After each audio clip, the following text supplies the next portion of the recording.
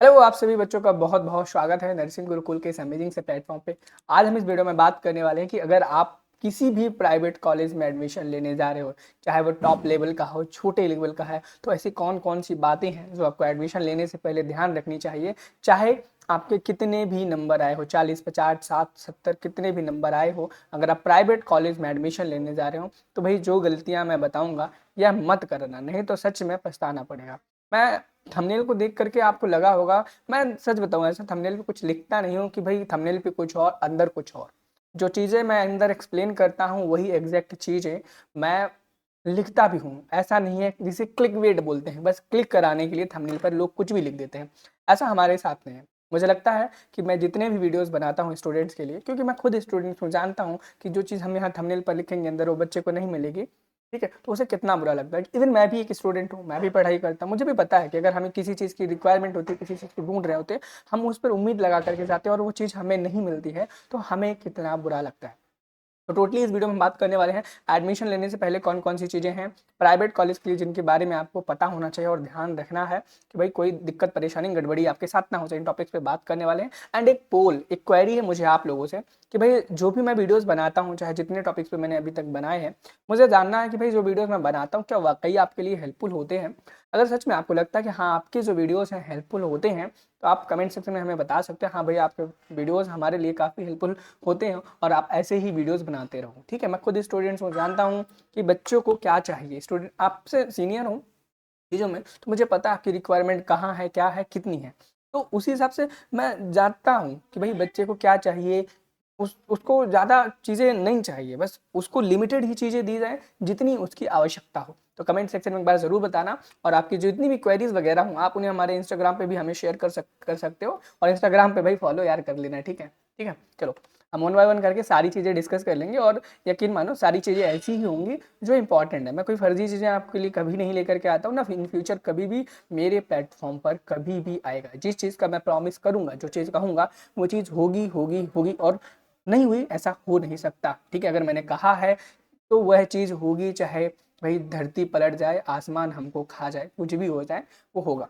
सबसे पहला इंपॉर्टेंट चीज़ कि भाई आपका जो नर्सिंग कॉलेज है वो आईएनसी से अप्रूव्ड होना चाहिए या तो स्टेट नर्सिंग काउंसिल से अप्रूव्ड होना चाहिए। अब देखो, इस आईएनसी क्या होता है, आईएनसी का मतलब होता है इंडियन नर्सिंग काउंसिल। अगर आपका कॉलेज आईएनसी से अप्रूव्ड है तो बहुत अच्छी बात है। इवन बहुत, मान लो नंबर आपके कम है, आपको आईएनसी वाला मिल ही नहीं रहा, बहुत ट्राई कर लिए, फिर आप एसएनसी की तरफ जा सकते हो। लेकिन आप प्रायोरिटी आप आईएनसी को ही दो। इंडियन नर्सिंग काउंसिल से जितने भी कॉलेजेस अफिलेटेड हो उन्हीं में एडमिशन लो। 99% आप यही करो कि आईएनसी वाले कॉलेज में एडमिशन लो, एसएनसी वाले में मत लो। ठीक है, अगर आपको नहीं पता है कि आपका कॉलेज जिसमें एडमिशन लेने जा रहे हो वो आईएनसी से अप्रूव्ड है कि नहीं है, तो डिस्क्रिप्शन बॉक्स में आपको एक लिस्ट का लिंक मिल जाएगा। उस लिंक पर जैसे ही आप जाओगे वहाँ पे डाउनलोड पीडीएफ का ऑप्शन मिलेगा। वहाँ पर आप जितने भी कॉलेज हैं इंडिया के अंदर या यूपी के अंदर सभी कॉलेजेस के नाम देख पाओगे, वह आईएनसी से वेरीफाइड है कि नहीं है वह भी देख पाओगे। साथ ही साथ में डिस्क्रिप्शन बॉक्स में ही मैं लिंक दे दूंगा एक वीडियो का, जिसमें मैंने यह भी बताया है कि कैसे आप देख सकते हो और आईएनसी होने से क्या फायदे हैं और एसएनसी होने से क्या नुकसान है। इस टॉपिक पर भी मैं डिटेल में वीडियो बना चुका हूँ, डिस्क्रिप्शन बॉक्स में उसका लिंक डाल दूंगा, उसे भी देख लेना। मैं छोटा मोटा मोटा मतलब बता देता हूँ कि आईएनसी की जो मान्यता होती है वो ऑल ओवर द इंडिया के साथ साथ ऑल ओवर वर्ल्ड होती है। मान लो अगर आपने नर्सिंग इंडिया से किया, फिर आप इंडिया मतलब यूपी से, जैसे यूपी के लिए मैं पर्टिकुलरली वीडियो बनाता हूँ, तो यूपी से अगर आपने नर्सिंग किया आईएनसी वाले कॉलेज से, तो आप भाई पूरे इंडिया में कहीं पर भी जॉब कर सकते हो। एमएससी नर्सिंग आप कहीं से भी कर सकते हो, पीएचडी इन समथिंग जिसमें भी आपको करना है वह पूरे इंडिया में आप कहीं से भी कर सकते हो। इन केस अगर आपको फ्यूचर में बाहर जाना है, जर्मनी जाना है, यूएसए जाना है, कनाडा जाना है, उस केस में भी आप तभी बाहर जा सकते हो जब आपका कॉलेज, जिस कॉलेज से आपने नर्सिंग किया है, वह आईएनसी से अप्रूव्ड हो। ठीक है, और ये वीडियो सभी बच्चों के लिए, चाहे भाई पोस्ट बेसिक का कर रहे हो, सीनेट का कर रहे हो, एमएससी नर्सिंग के लिए हो, जो लिस्ट है आईएनसी वाली सभी के लिए वही वैलिडिटी है। वहीं पर लिखा है कि किस कोर्स के लिए कौन से कॉलेज में कितनी वैलिडिटी है। तो जो पोस्ट बेसिक नर्सिंग वाले हैं वह भी उस चीज़ को देख ले, जो एमएससी नर्सिंग वाले हैं वह भी उसी चीज़ को देख ले। ठीक है, ठीक है। और एसएनसी वाले अपने स्टेट तक ही लिमिटेड रह जाते हैं। अगर आपने यूपी के किसी ऐसे कॉलेज से किया है जिसमें स्टेट नर्सिंग काउंसिल से अप्रूवल मिला है, तो वह आप सिर्फ यूपी तक ही सीमित रह जाएंगे, यूपी के बाहर जॉब नहीं कर पाएंगे।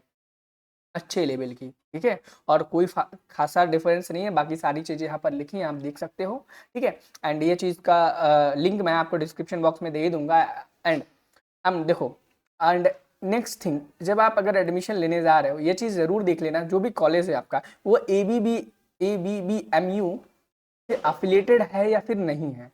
क्या ABBMU से अफिलिएटेड है या फिर नहीं है, यह चीज़ पता कैसे चलो करोगे? ABBMU की ऑफिशियल वेबसाइट पे जाना, ठीक है, जाओगे। अब वहाँ पे एक नया इंटरफेस आ चुका है, वहाँ पे जब एफिलिएशन का ऑप्शन मिलेगा, उस एफिलिएशन वाले ऑप्शन में जाओगे, वहाँ पर ABBMU से एफिलिएटेड जितने भी कॉलेज हैं सारे वहाँ पर लिस्ट मिल जाएंगे, ध्यान देना, उनको कर लेना। और हो सकता है किसी आप ऐसी यूनिवर्सिटी में पढ़ रहे हो जो ABBMU से एफिलिएटेड ना हो। किसी भी यूनिवर्सिटी का खुद के रूल्स रेगुलेशंस होते हैं, लाइक अमेरिटी यूनिवर्सिटी से अगर आपको करना है, शारदा यूनिवर्सिटी से करना है, तो भाई वो एफिलिएटेड नहीं होंगे, उनके खुद के करिकुलम से खुद के रूल्स हैं, ठीक है, तो उनका नहीं होगा। लेकिन अगर आपको अदर किसी सिर्फ कॉलेज की बात करूँ तो भाई वो ABBMU से एफिलिएटेड होना चाहिए, ठीक है। चलो अगली टॉपिक पे चलते हैं। अगला बहुत ही इंपॉर्टेंट, अगर आप प्राइवेट कॉलेज में ले रहे हो एडमिशन, तो आपको ये चीज़ पता होनी चाहिए कि जिस कॉलेज में एडमिशन ले रहे हो क्या वहाँ पे खुद का उनका हॉस्पिटलाइजेशन है या फिर नहीं है, ठीक है। मान लो एक ऐसे कॉलेज में आप एडमिशन ले लेते हो जहाँ पर हॉस्पिटल ही नहीं है, आप नर्सिंग की पढ़ाई तो करोगे लेकिन अपनी प्रैक्टिस कहाँ पे करोगे, अपने आप को बेहतर और अच्छा कहाँ पे बनाओगे? नहीं बना पाओगे, बहुत प्रॉब्लम आएगी। और आपकी जब प्रैक्टिस ही अच्छी नहीं रहेगी, जब आप जॉब के लिए जाओगे, प्रैक्टिस के नाम पे आप जीरो रहोगे। जब जीरो रहोगे आप प्रैक्टिस के नाम पे, तो भैया आपकी सैलरी जीरो उसी हिसाब से मिलेगी कि भैया आपको प्रैक्टिस नहीं है, आपको चीज़ें पता नहीं है, आपकी सैलरी उसी बेसिस पर जज करके दी जाएगी कि कितना आपको प्रैक्टिस, कितना नॉलेज है, हैंड प्रैक्टिस कितनी है आपकी। थ्योरेटिकल नॉलेज भी देखी जाती है बट उतनी नहीं। नर्सिंग के फील्ड एक स्किल लेवल्ड, स्किल वाली फील्ड है। इस फील्ड में आपके अंदर स्किल होनी चाहिए, चीज़ों को करने की, समझने की, आपकी प्रैक्टिस बहुत अच्छी होनी चाहिए। तो भाई ऐसे कॉलेज में ही एडमिशन लेना जिनके पास खुद का हो या फिर किसी हॉस्पिटल से उनका टाई अप हो। क्या हो? खुद का हॉस्पिटल हो या किसी अदर हॉस्पिटल से उनका टाई अप हो, ऐसे ही कॉलेज में आपको एडमिशन लेना। आप यहाँ पर देख सकते हो कि nursing is a practical course, practical यानी कि स्किल्ड कोर्स है।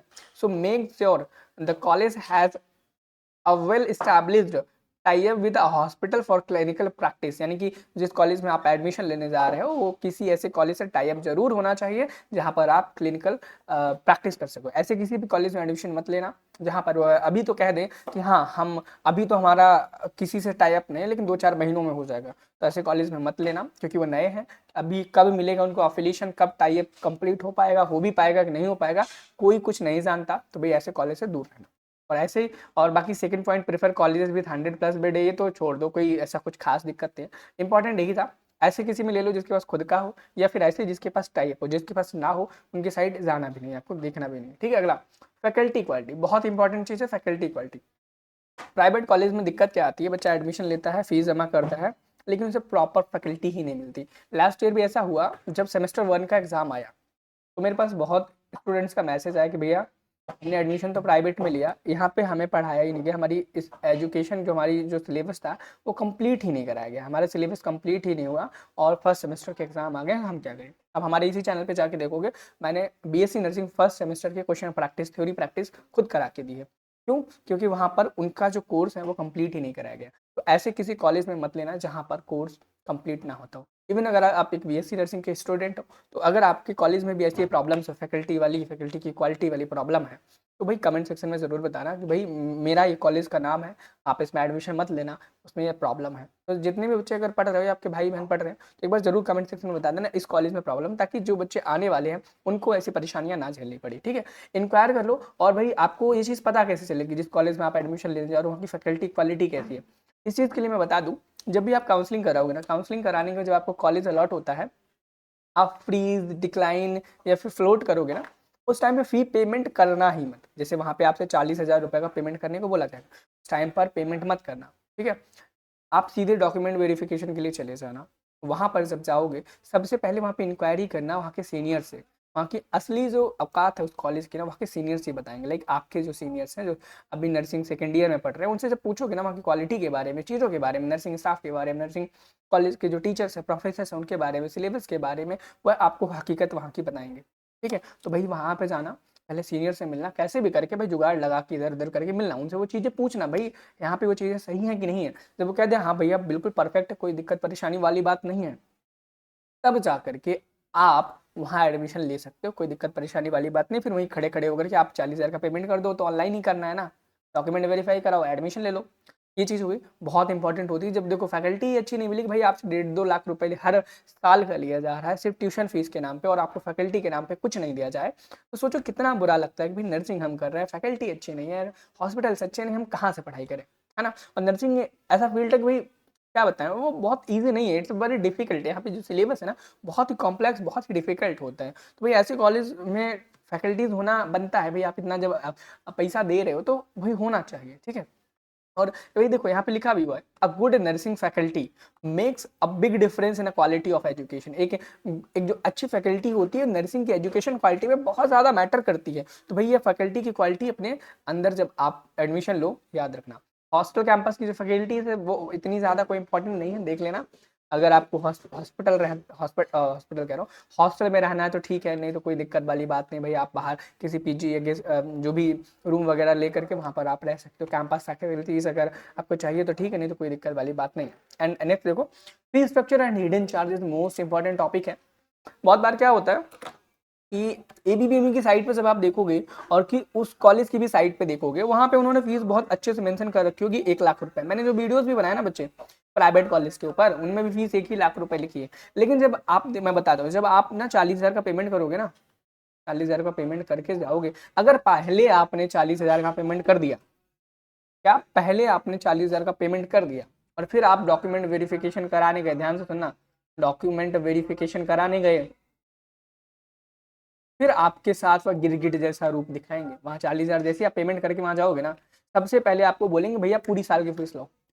प्राइवेट वाले ऐसे ही करते हैं, लास्ट ईयर यही हुआ, बहुत बच्चे परेशान हुए थे भाई। वो हमसे 2 दिन के अंदर पूरे साल भर की फीस मांग रहे हैं, और थोड़ा बहुत नहीं, वो पूरा 2 लाख रुपए, 1,80,000 रुपए ऐसे मांग रहे हैं। तो ऐसे केसेस में स्टूडेंट्स को बहुत प्रॉब्लम होती है, और उनके पास बहुत सारे हिडन चार्जेस होते हैं, जैसे tuition fees, hostel fees, examination fees.